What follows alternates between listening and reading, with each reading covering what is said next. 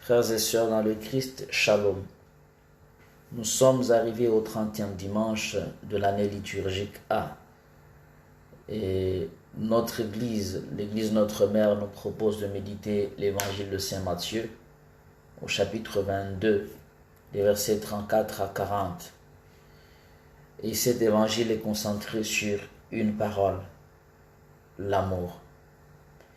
Mais pour en arriver là, tout part de la question que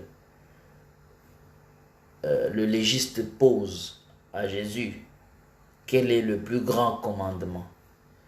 En fait, de manière contextuelle, il faudra comprendre que des 10 commandements du décalogue ou des 10 paroles, il ressortait selon l'évolution justement de la relation entre l'homme et Dieu, Israël et Dieu.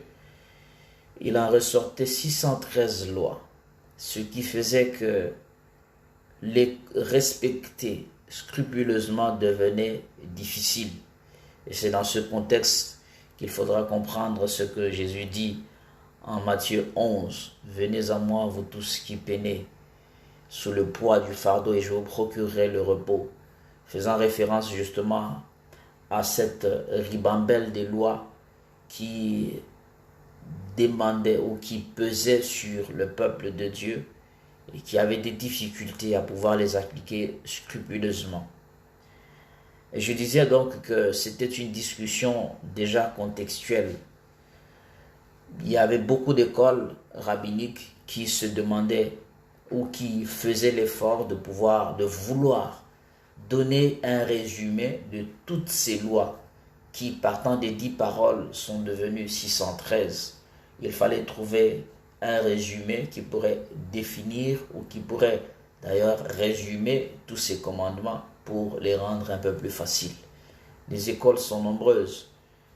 L'école du rabbi Hillel ou du rabbi Akiba qui, à leur façon, ont essayé de résumer justement ces commandements. Et en ce jour, Jésus, en répondant, fait une grande remarque ou bien une révolution. Celui qui lui pose la question dit quel est le plus grand commandement. Mais Jésus dit, au lieu de dire grand, il dit il y a le premier. Et le premier et le deuxième sont partis de la Bible, de l'écriture en tant que telle. Et le premier, selon lui, c'est l'amour de Dieu, qu'il tire du précepte de Deutéronome chapitre 6, les versets 4 à 8. On peut lire. Et le deuxième commandement, l'amour du prochain, il le tire de Lévitique plutôt, chapitre 19, les versets 4. Et en ce sens, l'amour de Dieu et l'amour de l'homme se rencontrent. En fait, puisqu'il parle du premier et du deuxième, il veut partir d'une démarche et non d'une question de grandeur. Dieu est grand, nous le savons, mais Dieu ne se mesure pas à l'homme, raison pour laquelle il ne s'agit pas de l'aimer dans la grandeur, mais il s'agit de l'aimer du départ. Déjà qu'il crée l'homme par amour, et donc il ne saurait se placer en être supérieur, il n'en a pas besoin, il ne se compare à personne.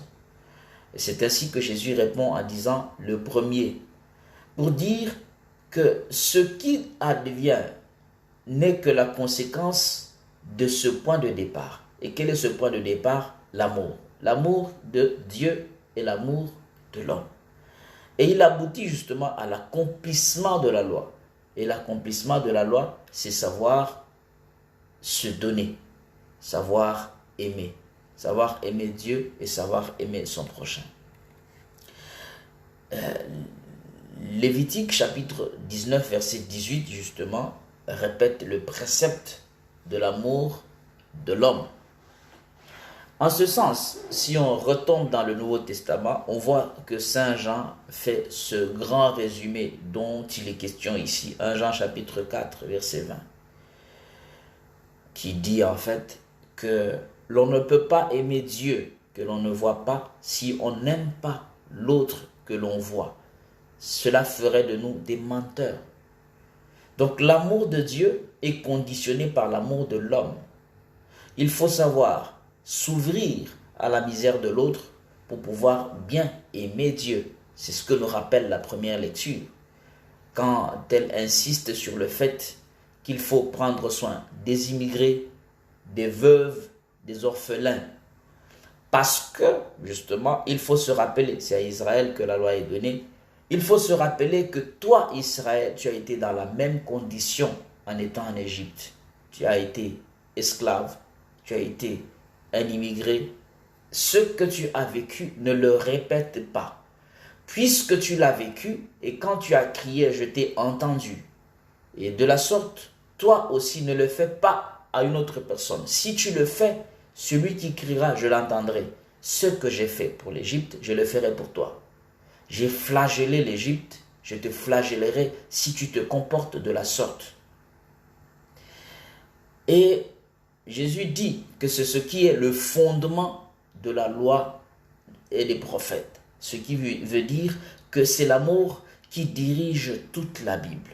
Toute la parole de Dieu se résume dans l'amour de Dieu et l'amour de l'homme. Mais l'amour de l'homme est le point de départ pour bien expérimenter justement l'amour de Dieu. En même temps, il faut savoir que c'est l'amour de Dieu qui inspire l'amour de l'homme. Matthieu chapitre 25 d'ailleurs, Matthieu chapitre 25 verset 40 nous le rappelle, le critère du jugement dernier. C'est à l'amour que vous aurez justement les uns pour les autres qu'on reconnaîtra que vous êtes mes disciples, dira Saint Jean. Et Matthieu 25, 40 dira que c'est chaque fois que vous l'aurez fait à l'un de ces petits qui sont mes frères, c'est à moi que vous l'avez fait. Dieu s'identifie dans les faibles. Dieu s'identifie dans les délaissés. Dieu s'identifie dans les veuves. Dieu s'identifie dans les orphelins. Dieu s'identifie dans les immigrés. Tous ceux qui n'ont pas de moyens de défense sont l'image de Dieu, tout en reconnaissant que tout homme est image de Dieu. Mais dans une certaine mesure, l'homme peut se retrouver en position de force. Et d'ailleurs, il se rappellera que toute loi est créée pour la protection du pauvre. Et de la sorte, étant chrétien, reconnaissant en l'autre celui qui est l'image de Dieu, alors l'homme ou le chrétien, le croyant, est appelé à l'appliquer pour pouvoir relever de la cendre, comme Dieu le fait pour nous, relever de la cendre tout celui qui se trouve en position de difficulté. Raison pour laquelle il nous appelle justement à aimer. L'aimer lui et l'aimer l'homme. Et aimer l'homme. Aimer l'homme veut dire aimer Dieu. Aimer Dieu veut dire aimer l'homme. Le fait que le légiste ait posé la question sur la grandeur montre à suffisance que l'attention était posée plutôt simplement sur Dieu que sur l'homme.